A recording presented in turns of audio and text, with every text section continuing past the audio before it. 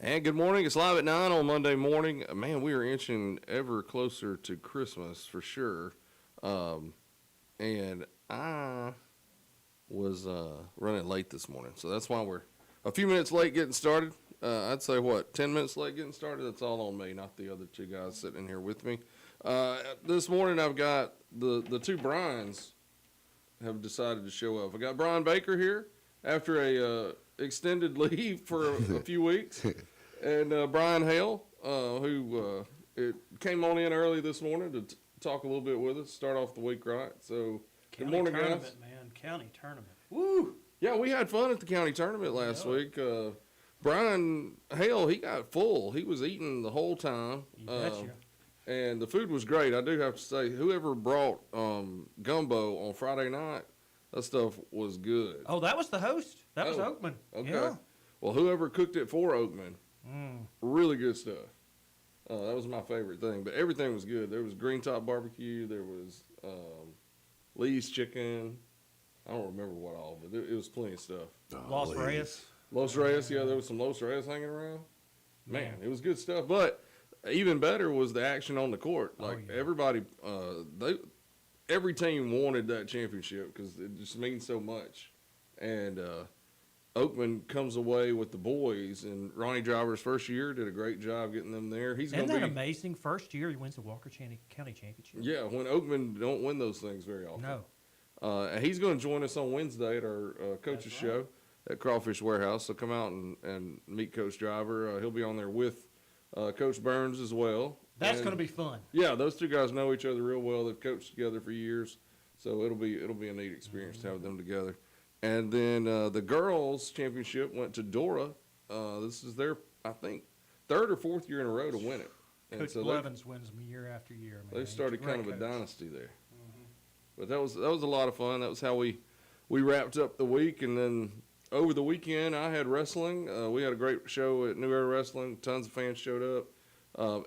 Even though it was John Cena's retirement night as well, I guess they watched it on Peacock once they got back home. But it was Stone Phillips' big night too, right? yeah, Shout out Stone. We shut down finally. We've had this guy Damian Seratone, who I will admit is an outstanding professional wrestler, but he has bothered us for years now, and we finished that feud, and he's out. And so See ya. the Phillips family's got a title that may or may not count for anything at this point. We'll see where we go with that. It's a title, man. It is a title. Stone's got a title. That's all that matters. Yeah, and he was super pumped after the win, and I did get a little involved. I won't say that I did anything too special, but I got the opportunity, and I kind of helped Stone get that win. So I'm pretty excited about it. You didn't leave that leg somewhere you shouldn't have, did you? I kind of did. Oh, no. Yeah. Is there footage? There is some footage. Wow. Oh, boy. Now, does Stone have a catchphrase yet? If not, you need to get one. No, we need to come up with one. Stone's just trying to be a bad butt for right now. Okay. See how I censored myself there? I got a little nervous. Yeah, he's got that Bryan Baker kind of Goldberg kind of thing where the spear, he can spear you out of your shoes. So he needs a Paul Heyman. Yeah. Basically. Maybe. I don't know about, I don't think I'm ready to step up and do that though. We'll get you a little suit, you know. Right, yeah. Some fancy ties. So, Bryan Baker, you didn't make it to the show because you were watching John Cena. What was your thoughts on that thing? 'Cause I'm sure there's people out there listening that want to know what we thought about John Cena's farewell. I mean, as far as the business goes, I think he did what he was supposed to do. Yeah. As far as me being a selfish wrestling fan, I hated it. Yeah. I mean, just the greatest of all time goes out, tapping out. The guy, the never give up guy, gave up. Yeah. What kind of storytelling is that? Yeah, I mean, they went totally with a business deal. For people who don't know, John Cena lost to Gunther on Saturday night, tapped out to him, as Brian said, and in the wrestling business, most of the time when you are retiring, you go out being pinned or being submitted to kind of put over that next person. And It hurt. I think that's exactly what this was, but it just didn't. It don't fit the John Cena story to me. It was just, man, so, I mean, I kind of knew it was going to happen. I think everybody knew it was going to happen because we've been watching wrestling for Personally, 30 years. Right. So, I mean, the crowd was hot, though, and I think Triple H got the reaction he was really looking for because he got booed. Oh, he got did. booed, and they were saying some very profane things to him. They There were a saying, lot of words being said. and that as well to Gunther, which, I mean, that's what you want. Gunther had a police escort I saw when he left the building. Dude, that's how you get people invested. So Yeah. at the end of the day, That's they pretty did- old school there. They did the right thing, man. Yeah. Like I think it was. But dude, I got a little emotional watching his little, watching the montage there Oh, yeah. at the end, and it's still real to me. Well, all right? and you've been around for the entire Cena ride, like Yeah, that's yeah. kind of when you were teenager, I guess, right when they got in. He there. debuted in 2000 2002. 2002. Yeah, I Yeah. was in like 6th grade. Oh yeah, Which yeah. was like when I was still watching it, because I remember when he came out with Kurt Angle. That Yeah. was like the big thing, Yeah. the ruthless aggression. Stone was born that year. The year Yeah. that he came out. So Dude, I mean, I've been invested, and then he toted the company single handedly for 2 decades. yeah, definitely did. With a little help from like Batista, maybe, right? Yeah, Has but he ever carried anything? I think he had that title for a little bit. That was about it. But there was a lot of the members of Evolution and Cena was kind of the belt kept Yeah. going on those guys. And then CM Punk comes out, and then you got Roman Reigns Right. and Seth Rollins and Daniel Brock, Bryan. Yeah, Daniel Bryan had Bryan. that. Yeah. But I mean, just as far as like legacy goes, Yeah. John Cena, just overall good guy. Oh, you yeah. know. He did what, 500,000 Make-A-Wish deals. Like he's constantly doing Make-A-Wish things. One thing he said in one of his interviews, he said he's significantly insignificant, Right. which is like huge. That He's is just huge. like the most selfless human, Yeah. aside from his little relationship with Nikki Bella, which we won't talk about. Right. He's the most selfless person, like in the company. Just Yeah. maybe just in Hollywood in general. Because he always just said yes when they needed him to do something. He just did it. Yeah. We went along with it, and one of the things that showed how selfless he was, even about this last card, was that he made sure himself personally that all the matches pushed people who were up and comers. Like every match involved somebody that was in NXT, Right. things like that, just to kind of push that next generation, so he could do that one last job to make them. He make them he more. made an appearance on NXT television. Yeah. Like what? And he would never have to do that. Never. I don't know. Overall, good guy, man. I think it was very sad to see that era come to an end. I was very upset. But who's next? Brock? Is Brock Lesnar next? Well, I mean, there's a Randy lot of Orton? rumors out there that Brock Lesnar is going to retire at SummerSlam because in it's going to be at Minneapolis. Minneapolis. Yeah, And saw then that. there's rumors out there that Chris Jericho's coming back to do a retirement tour with WWE. He is coming back. There's no doubt. Yeah. I was expecting him to be back Saturday, but we're going to get him probably the Monday after Rumble, if not Rumble. Right. See, I think he'll show up at the Rumble. Oh, man. What about this guy that's coming out all dressed in black? Who's it going to be? Potentially Chris Jericho. It could be. I wouldn't go that way, but I mean, a lot of times they don't go the way I go. They're talking about aligning him with the Visionary or Yeah. the Vision, whatever it is. Yeah. I mean, See, I feel like he don't need that. it's got the same build as Ricky Starks. Yeah. Ricky Saint, whatever he is. Ricky now. Saints, yeah. People have said Austin Theory. Yeah, I mean, he needs something to get him over. that would be awesome to see him come back along with that faction. Yeah. I would be all in for that. Yeah, I could see that. Any football this weekend? Did y'all watch the Army-Navy game? You see the worst coin toss in the history of coin toss in That football? was tough to watch, man. I mean, it doesn't take much to know. You just flick the coin, but He took it right. and kind of pushed it up in the air. what is that? It didn't even flip. For some guy that handles a lot of coin, you sure can't flip one, huh? Well, I saw Diego Pavia make a complete fool out of himself for the 1 millionth time. this Yeah, year. speaking of another numbskull, I don't like him. I kept giving him enough thinking, okay, it's just a brash attitude, whatever. But now it's just turned into he seems to be stupid. There is, And I hate to say that, but he makes stupid decisions. there is a circus out there that's missing its clown. And I honestly thought he should have won the Heisman. I really thought, if you look at just college football, he's the best, most valuable player in college football. Vandy, what would Vandy have done without him on their team? Probably 5-7. Right. You know, They got money now. They would have got another quarterback. See, that's where it's going. That's where college football's going. I mean, no, Fernando Mendoza was like, he's competed at the highest level. Now he is very good. Yeah. I didn't want to see. Everybody kept pushing the Ohio State guy. I didn't think he should be in it. And for months we had Ty Simpson being talked about it, and then he just went off the rails. What happened, dude? Is he going to be able to play the 19th? Like, See, I don't. I think there's something just in his brain right now that is. He doesn't have that same confidence and swag that he had earlier in the year when they went through that 4-game stretch where it was beating all the ranked teams. yeah. He looked like a different person, and now it's like he I just went looks away for 4 defeated. weeks and we lost twice. Yeah, what happened there? It's tough. I mean, I hope you're feeling that. oh, dude, yeah. I can actually feel emotions now, and they're not fun. Right. Out of all the experiences I've ever experienced, that was like some of the worst experiences. Like, Oh yeah, I'm sure. not great. I mean, just going. I mean, I kind of had a feeling it's tough to beat Georgia 2 times in a season, Yeah, and then, and they were hurt. Everybody was hurt. but that Iron Bowl was just. If we didn't look great in the Iron Bowl, I think No. Isaiah Horton looked like a superstar, but And we didn't look great against Oklahoma. no, God no. You know. And then we've got to play them again Friday. Yeah. and that can get complicated, guys, because I'm going to say this much. If Simpson cannot play and they start somebody else and they come in there and win that game, how messy is this going Oh, to get? yeah. Well, I was saying, and I'm not one of those people that think that we need to pull Simpson, but during the game with Georgia, things were so bad.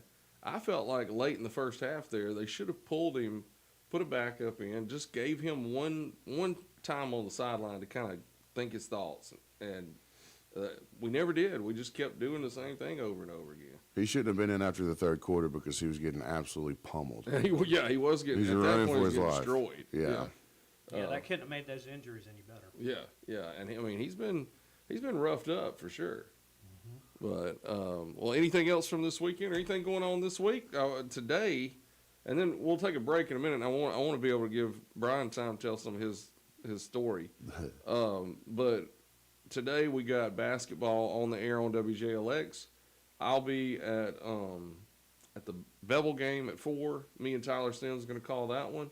And then I'm going to walk about 50 feet and go to Songer Gym and watch the Vikings play tonight at 7:30. Pack the pit. Pack the pit. They're going to be dressed as Walker Vikings tonight, What? which is cool. Yeah. Hey, you got to come see your Walker Vikings now. What time is this? It's at 7:30. I might get swing by. I've got Yeah. a little. Yeah. But they're Go playing. Vikes, baby. Let's go. They're playing Cornerstone out of Birmingham. Vikings lost one game over the weekend, so I think they're now 7-3 on the year. Should beat Cornerstone. They beat them earlier in the year, but it'll be a lot of fun because they're packing the pit. Girls play at 6, and then we'll be on the air with the boys at 7:30. So that should be a lot of fun. It'll be me and Woody. That's right. Yeah, Hey. he's called a few Walker Viking games. Oh, yeah. I'd say. And then later this week, we got the coaches show on Wednesday. Heath Burns and Ronnie Driver mentioned that earlier. And that may be you've got one game this week. We don't have a you? huge game. Oakman is going to battle Winfield. You see, they're battling Gordo tonight. And so the Winfield game is the end of the first cycle of area play. Right. They've gone through all their area opponents. So this is going to be huge. Let's see what the Oakman Wildcats will bring the rest of the year. And so far, Oakman undefeated in the area, right? Yes. Yeah, that's what I thought. And Carbon Hill's in that area too. That's a tough area for Class 3A. It gives you an advantage going into regionals, Oh, I'll tell you that much. It definitely does, because if you've gone through that with Gordo, always has a ton of athletes. Of They're not the course. greatest basketball program. Winfield is a basketball program, Mm-hmm. and then you've got Carbon Hill, who's been really good the last Coach Kirkland decade? is a phenomenal coach. and now Oakman, and all of a sudden, that's a good group right there. I'm happy for the county. I Yeah. mean, that breathes new life into us. Oh yeah, definitely does. Well, hey, let's take a quick break, and then we'll be back. And I want Bryan to tell about where he's been since he's been off the planet for a little while. So we'll be back in about 2 minutes here on Live at 9 with James Phillips.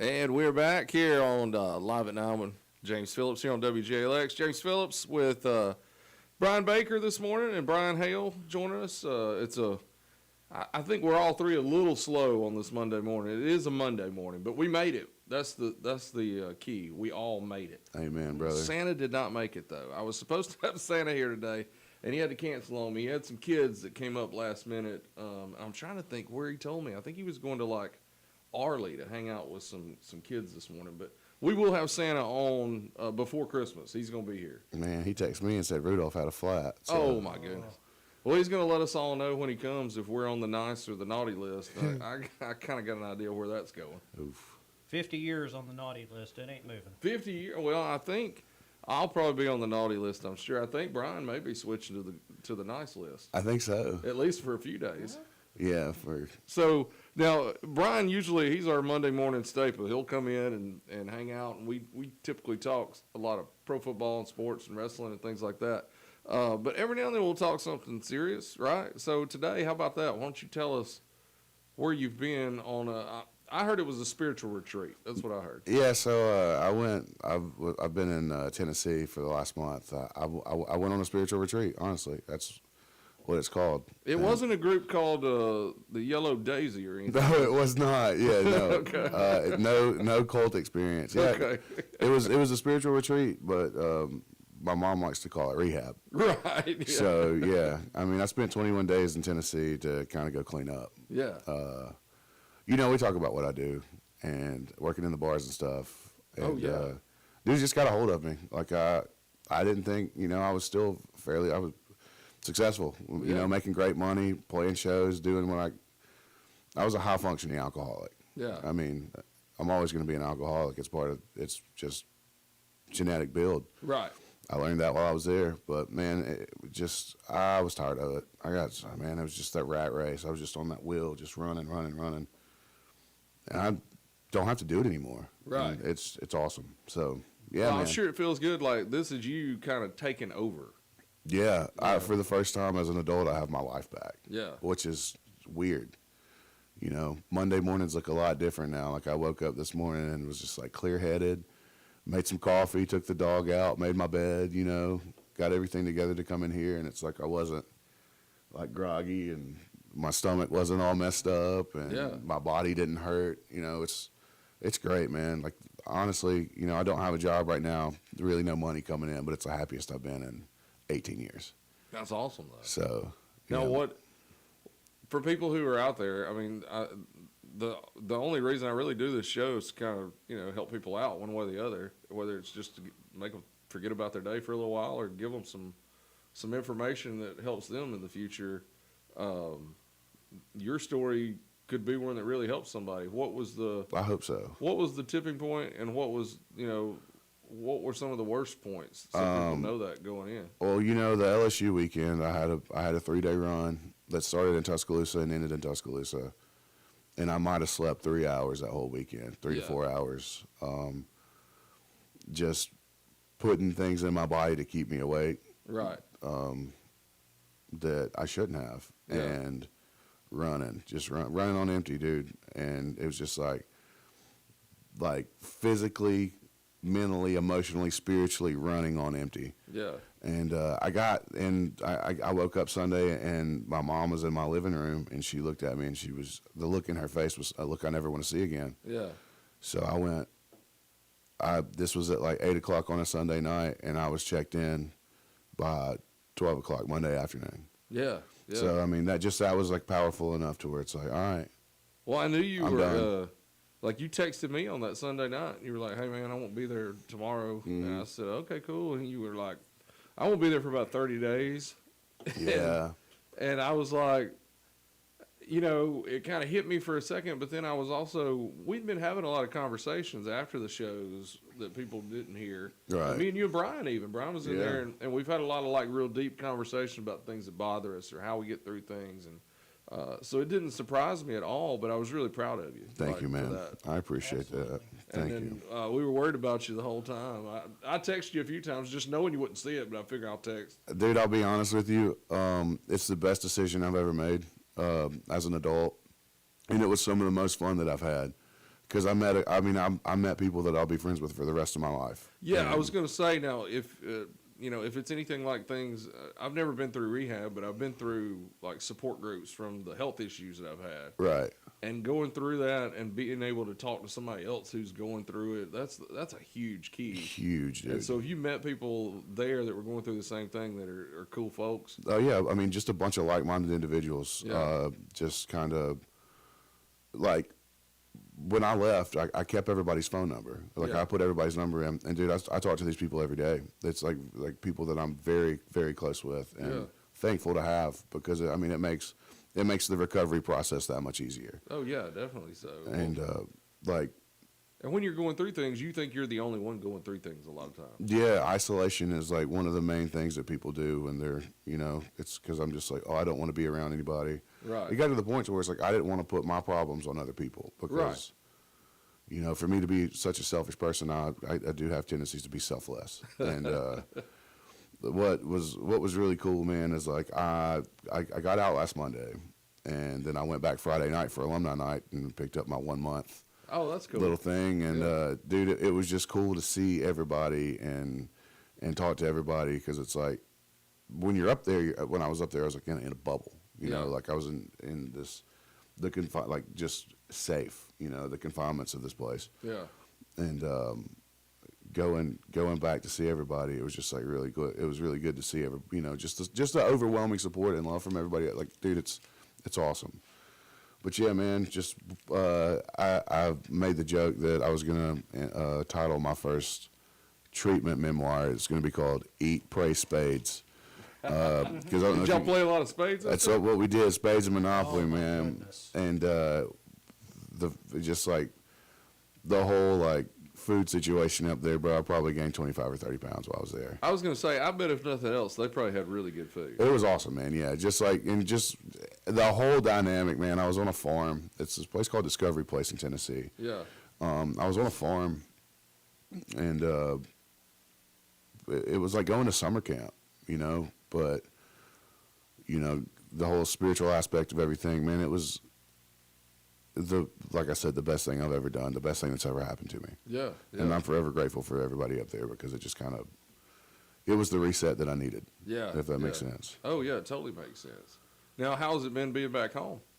Um, Because that's got to be a new set of issues. dude, yeah.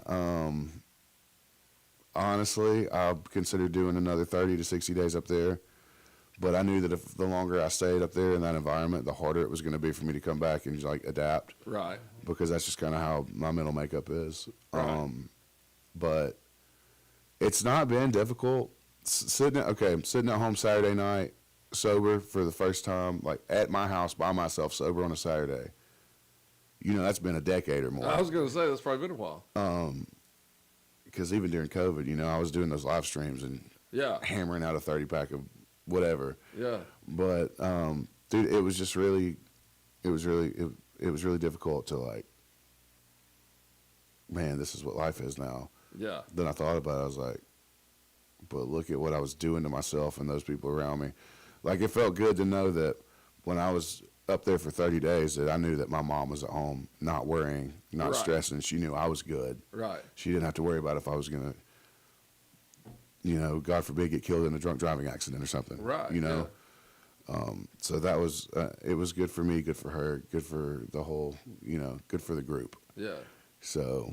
Well, and I'm sure the first few days of being back, or it'll probably be the first several months of being back. It's going to be so different, and you have to get used to your new normal, and all your friends have to get used to your new normal. Like, it's just a different dynamic to get. People are going to say weird things. Dude, I'll be honest with you, man. I went to league bowling Tuesday night, took my coffee, took my big water cup with me, and drank coffee and water and bowled above average. I was like, man, I don't have to get drunk to bowl. This is cool. And then I went Thursday night. One of my friends DJ'd, my buddy Hunter Jackson, who'll be at Crawford Square House Thursday night. I went down and saw him Thursday and got up there and mixed a couple tracks, drank some Coke, drank a Coke Zero, kind of mingled for like an hour, flying really close to the sun on that one. Right. But just went out and got to see everybody, and everybody's been really supportive. I Yeah. mean, Dude, it was like I thought I just was like masking it pretty good. It was like there was no hiding how bad I'd gotten. Right, Like, yeah. the wheels had all but fallen off. Yeah. So like when I come back and say everybody like, man, you look great. You're doing so much better. We're so proud of you. It's like, dang, wow, was that bad? But it was that bad. It was indeed that bad, man. But no, I'm grateful. I'm thankful. I'm blessed. Really. Well, I guess one thing that people out there should know is that, like, and you probably had those thoughts of I need to get help, or people probably have told you, hey, you need to get a little help, but you got to hit it yourself. It's Yeah. you that decides. I went willingly. Like I went on Yeah. my own accord. Yeah. My mom kind of looked at me and she's like, "Look, if you want to go, I'll help you do it." Right. And my first knee-jerk reaction was like, "I don't need to go do that." I don't know, just the pride in me, like I can do this on my own. Right. No, you can't. Like you can't do it. Like Yeah. like I've got a big book that I read out of that tells me why I can't and how there's like millions of other people that can't do it. Exactly. Like so, Yeah. there was no shame, man. Like I think it was more shameful the way I was living as opposed to what I did. Right. Right. So, yeah, that was, Mom was like, if you want to go, I'm going to help you. And I was like, for the first time, I was like, yeah, I need to do this. I'm excited to see what a clear-headed Bryan Baker can do, because I mean, you're Buckle up. pretty good when you're not clear-headed. So I can only imagine. I was, like I said, dude, I was a high-functioning alcoholic. I'd just done it for so long. Like, I was drinking heavily when I was in college and still obtained a degree. Still graduated, got my Right. degree, Now, how terrible was it the first little bit without it?